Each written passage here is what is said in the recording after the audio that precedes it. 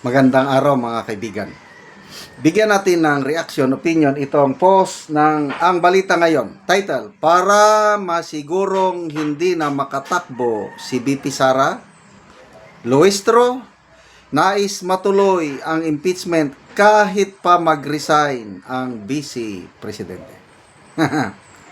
Umani ng atensyon ang pahayag ni Batangas Representative Luistro matapos niyang igiit na dapat ituloy ang impeachment proceedings laban kay BP Sara Duterte kahit pa magdesisyon itong magbitiw sa pwesto. Sa gitna ng tanong ng publiko kung matatapos ba ang proseso kapag nag-resign ang isang opisyal, nilinaw ni Luistro na may mas malalim pang layunin ang impeachment bukod sa pagtanggal sa posisyon. Sabi niya, for me, para sa kanya lang yon, opinion lang ito, but wala sa batas. Abogado pa naman kaya ito. Dapat kung anong nasa batas, sa konstitusyon, yun ang masunod, hindi yung for me. For me, the impeachment complaint should, the impeachment proceeding should continue because there are two principal penalties if convicted. One is removal, the other is perpetual disqualification to hold any public office.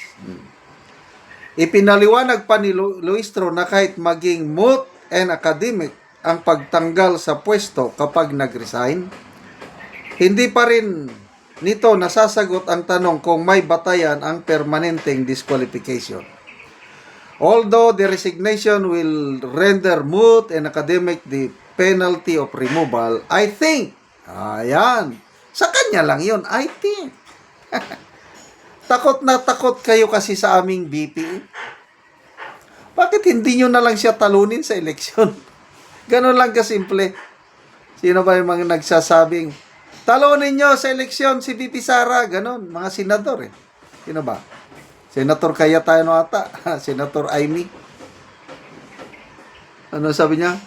I think the penalty of perpetual disqualification needs to be resolved as well. Ayon pa sa kanya, kinakailangang umabot ang proseso sa Senado upang magkaroon ng pinal na desisyon kung hahatulan o papawalang sala ang Vice Presidente. Isang hakbang na critical sa pagtukoy kung may batayan ang habang-buhay na pagbabawal sa paghawak ng posisyon. Sabi niya, and for us to be able to resolve that, it means that impeachment proceeding must continue until the trial in the Senate, whether to convict or acquit. Nakatakda namang magsimula ang formal na pagdinig sa Marso 25, na susundan sa mga hearing sa April 14, 22, and 29, matapos ideklarang sufficient in grounds ang dalawang natitirang impeachment complaint laban kay BP Sara. Tanong. At this point in time, magre-resign ba si BP? Ano sa tingin nyo, mga kaibigan? Kung ako inyong tatanungin, never na magre-resign ang ating BP. May prinsipyo lang. Lumalaban yan. Kaya, wag na pa kayong mag-isip, Congresswoman Luistro, na magre-resign ang aming BP. Palaban yan. Kaya, maraming taong bayan na nakakagusto sa kanya dahil nakita namin sa kanya yung katangian niya na palaban. Wala siyang kinakatakutan. Yan ang gusto namin sa isang leader. Lalo na yung mga kawatan, yung mga nagnakaw sa pundo ng taong bayan. Sabi niya, yung mga nag-traitor sa akin sa politika, personal, na atake, baliwala yan sa akin, parte yan sa politika. Hindi ko yan gagantihan. Wala. Normal. Kaya lang, ang mga nag-traitor sa taong bayan, ang mga nagnakaw sa pundo, kaban ng bayan, dapat mapanagot sila. Kaya takot na takot sila. Ang mga malitagang, takot na takot. Sino bang nagsabi, Congressman Tubi Chanco? 100%, ay 100%, 1,000,000%. Hindi nila, meaning nila, yung mga malitagang, hindi nila maariglo si BP Sara. Pag nagpresidente si BP Sara, siguradong mananagot sila. Kaya lahat na lang ng bagay gagawin nila para ma-disqualify nila si BP Sara. Huwag na kayong mag-isip na mag-resign. Wala nga kayong ebidensya. Magsusupwe na pa kayo ng mga bank records, income tax return, or whatsoever. Sige, ituloy nyo ang hearing ninyo. Sabi ng isang political analyst, si Rob Rances, mapapahiya lang ang mga kongresista sa gagawing impeachment hearings kasi nga, choreograph, walang.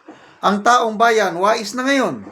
Titignan ang ebidensya. Ako, kung makita ko klarong ebidensya na may ninakaw, may ginawang kalukuhan si BP Sara, ay, ayoko nang suportahan. Bakit?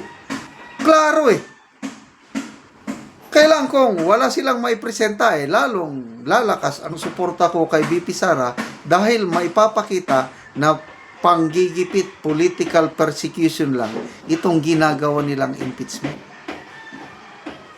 Kaya never mag-resign. At saka, bakit siya magre-resign? It's a common knowledge. Alam ni BP Sara, alam ng kanyang abogado, alam namin na mananalo si BP Sara sa impeachment trial pagdating sa Senado. Bakit magre-resign? Ganun lang yung kasimple. Ang katotohanan is takot kayo. Kahit ma-disqualify nyo si BP Sara, sino bang nagsabi? Congressman Erese. Pag makonvict nila si BP Sara, lalong magagalit ang taong bayan.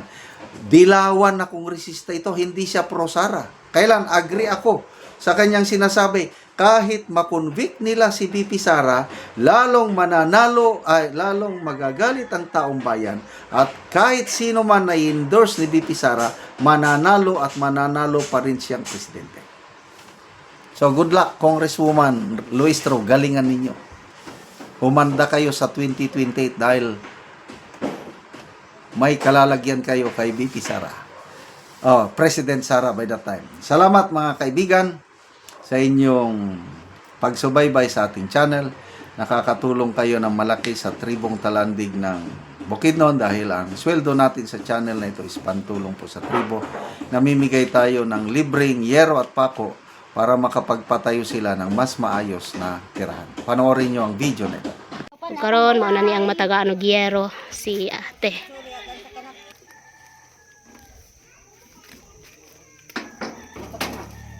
So mo na nilang balay. So luoy gid kay sila. So mo lang nang ilang balay. So mo na mong gitagaan og gyero si ate. O mo niyang ilang kahimtang dari sulod. So ginapuy-an pa ni. So tan-awa ang abuhan guys So makita nimo nga luoy gid kay sila ang ilang kahimtang. Walang nang ilang abuhan.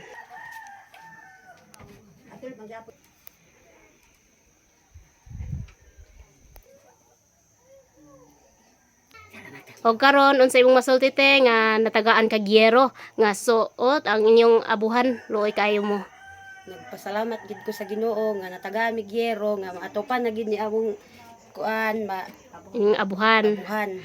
So pila na ni katuig day te? 6 years naman. So 6 years na, so ginapuy-an pa gyud. So makita gid nimo. So na kay anak te?